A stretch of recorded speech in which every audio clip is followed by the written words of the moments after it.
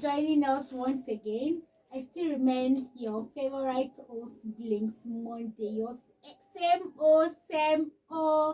Blinks Monday.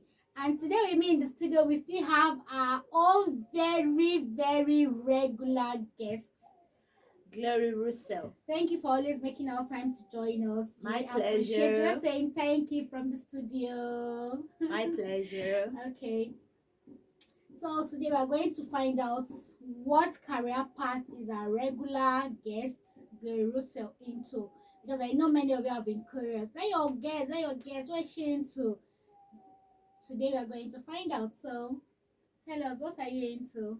Okay, I'm a fashion designer, Mm-hmm. a fashion tutor, Mm-hmm. a content creator, and my content revolves around fashion. Um, how to be your own boss, how to, walk the path of being from a student, a fashion student, down to your own boss. And also, my fashion business covers female wears, basically bridal wears, showy wears, ready to wear dresses, and bespoke dresses too. Thank you very much for that brief introduction into your career path. So, would you like to tell us how you started your career? Was it something you've always wanted to do as a kid, or it's just an afterthought, or like, how did you start?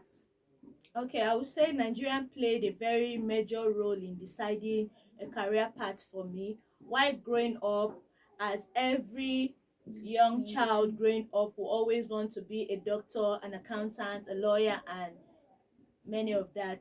I Yeah. also wanted to, be an accountant while growing up in school. But growing up in Nigerian, I came to realize that education only is not sufficient to build a life in Nigeria. Of course. So yes, so I thought about why pursuing my education, what other aspects would I want to measure into.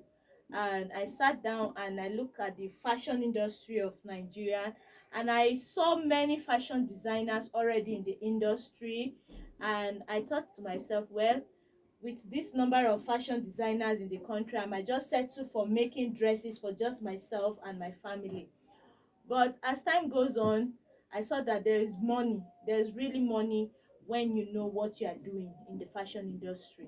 So that's just what Yeah, and that brings played me me. down to the sky is big enough for everybody. So no Exactly. matter the market, don't think that the market is already filled up. You can't go into it. No, Definitely. go into it, prove yourself, do your own thing differently, be you. Don't imitate other people in their kind of work or how they do their own business. Just be you, and you get your own clients, because the market can never get filled up with fashionistas. Seeing the industry and seeing lot of fashionistas already, how were you able to advise yourself about that, like to come out of that fear and start sewing as a career? Yeah, the as I said, there are already many fashion designers in the industry. Even today, I think more and more are coming Of up, course. and we have a competitive Market. market when it comes to the fashion industry. While you're just placing your head around a certain style that has popped up, another style is cooking already to come up. So what I do basically is I tell myself that competition is healthy when you look at yourself, your yesterday self and your today self, and you're trying to build yourself to be better in the industry. And I also have this mentality that those who have gone ahead of me, instead of me looking at them as opponents, I try to look at these ones as inspiration. Yes, I look at them as inspiration and tell myself that yes, if these ones could get here, I could actually get there too with consistency. So at the end of the day, nobody is your competitor, just an inspirator. Inspiration, So yes, my see people inspiration. in a positive light, not negative light. Because at the Definitely, end of the day, you just end up hurting yourself and having high blood pressure for nothing. yes, So we should actually try to learn from people's good side than focusing on the exactly. negativity. Okay, so with that in mind, have you ever experienced any setback that you need to pick up yourself and push forward? Yeah, fashion industry can be a funny one. Okay. We have what we call seasons for tellers while you are just starting your business, but those that are already in the fashion industry, you find out that they don't even have seasons. All year round they are busy, and to some extent they even turn down clothes from clients. So as one starting up, I had moments when there were little or no clients.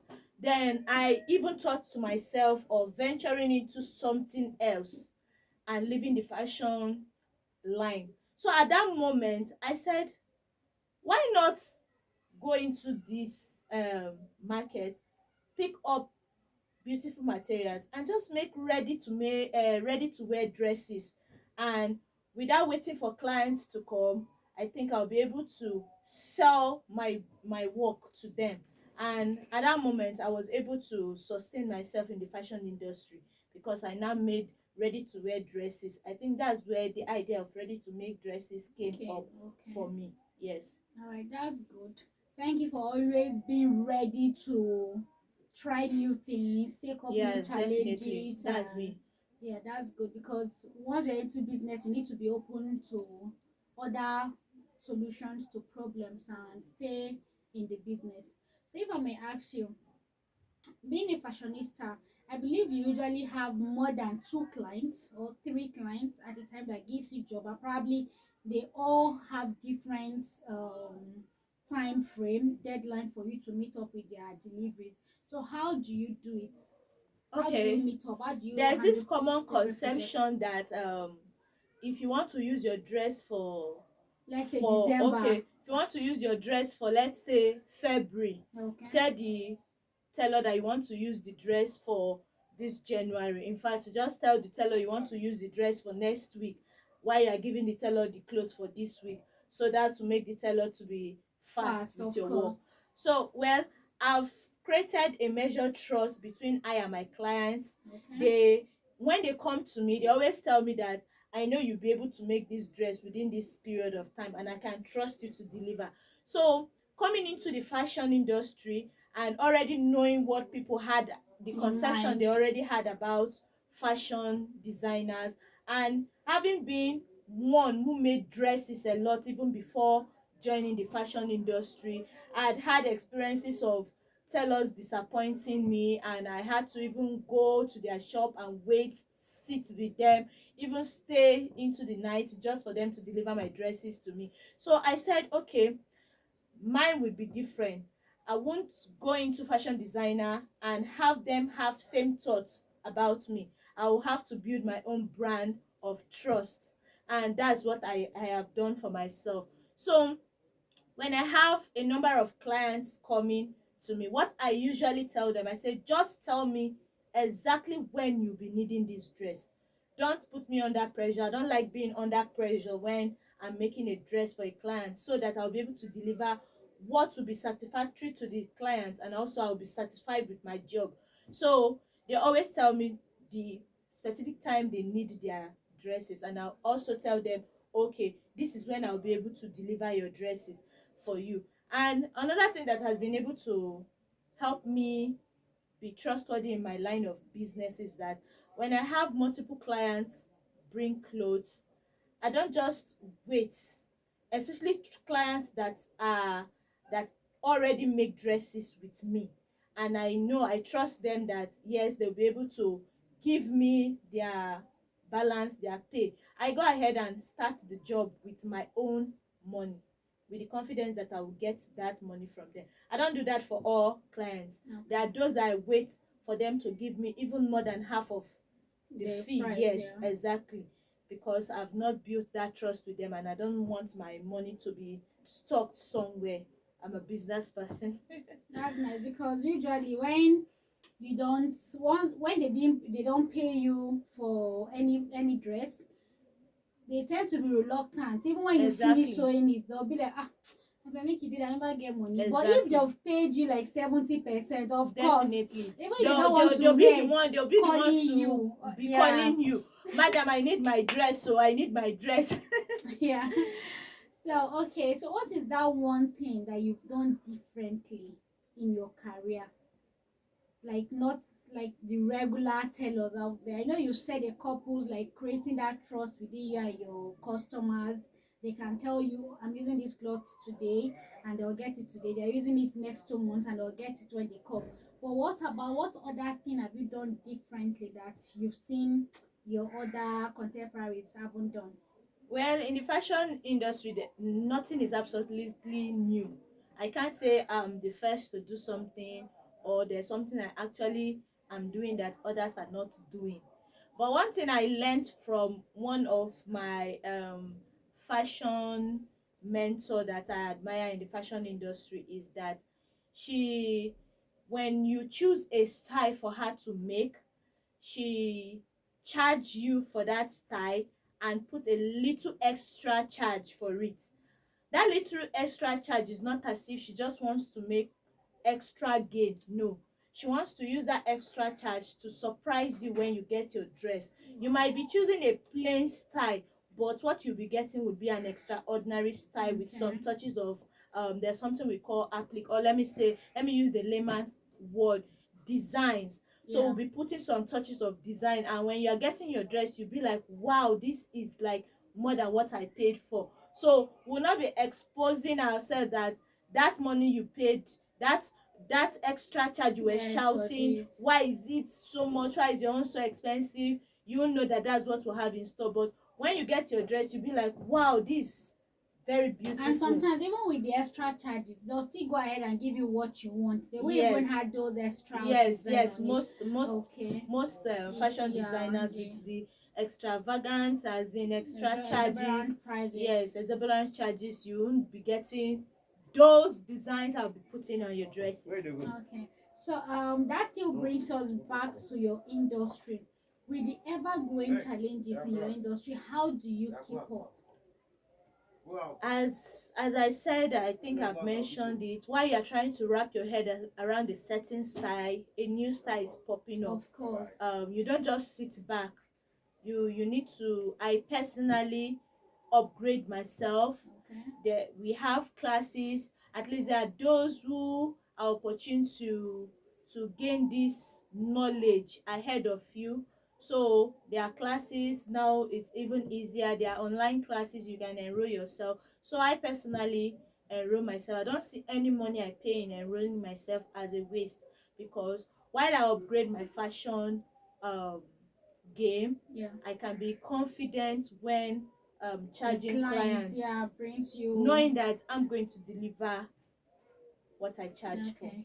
So like how long does it take one to learn from the scratch to be a fashionista? How many months, how many years do one need to Fashion in this industry is a continuous ground for growth? learning.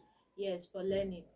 When you learn initially, I always tell people that want to learn, if it's possible, use up to a year and 6 months to learn. But some persons might want to shout and say, why will you stay with your boss learning for a year and six Yeah, months I you feel can it's do too that long. you can do that within 6 months. Within 6 months you can actually learn the basics, but for your hand to be strong and to build self-confidence in your line of fashion, you need up to a year.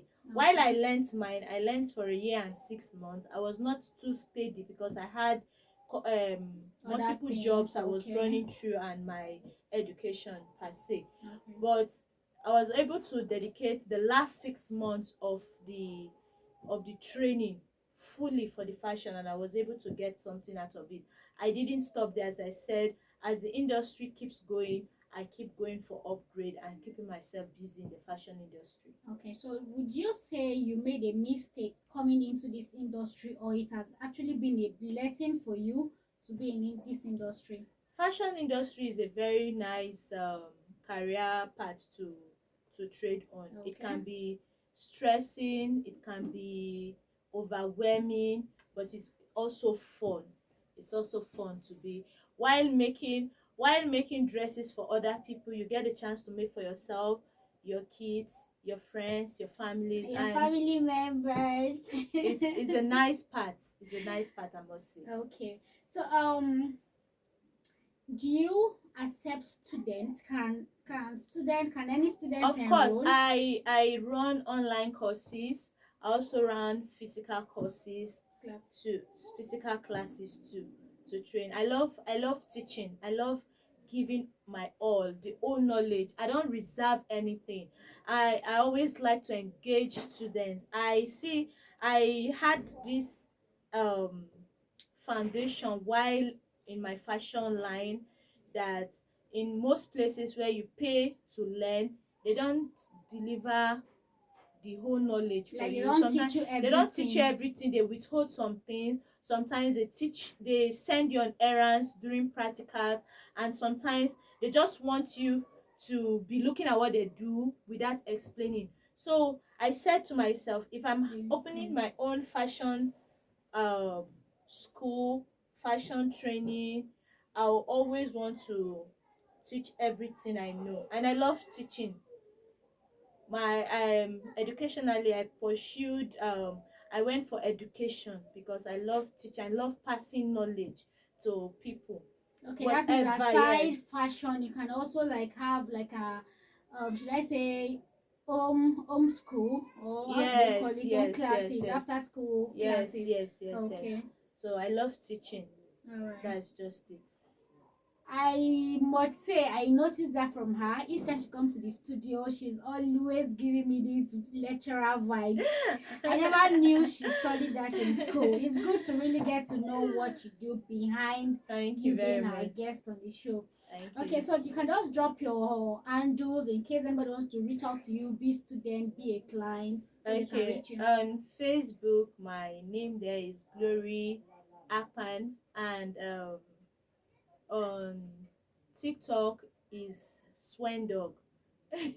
Like That's good out news spelt backward. backward, okay? Yes. Then on okay, I can drop my WhatsApp link. My Okay. WhatsApp number. Yes. Right. Okay, 090 30 46 22 16. 090 30 46 22 16. That's my WhatsApp line. Please, if you're chatting me on this line, business only. Thank And you. if it's not business, she's going to block you, period. Yeah. Yeah, so was that your Facebook, the one you said Swan Dogs? Abi Swing Dog? TikTok. Okay, TikTok. So in case you can't spell it, because personally I can't spell it. Yes, So you good said news from just back. write out good news, then you now take it from Yes. backwardly, then that is a Yes. TikTok handle. All right, thanks for having you. And Thank I know you. I'll be seeing more of you on our show. Yeah, definitely. Okay, so just in case viewers out there, if you want to be part of the show, Tea with Blinks Talk Show, please feel free to DM us, go to my DM, drop us a message, and we'll invite you to the show. We'll get to talk and we'll get to know you. Don't forget our handle on YouTube at Tea with Blinks, on Facebook at Tea with Blinks, on Instagram at Tea with Blinks, on TikTok at Tea with Blinks. So we don't confuse you. So just know anywhere you see Tea with Blinks, you know is your favorite girl. Bye. Bye.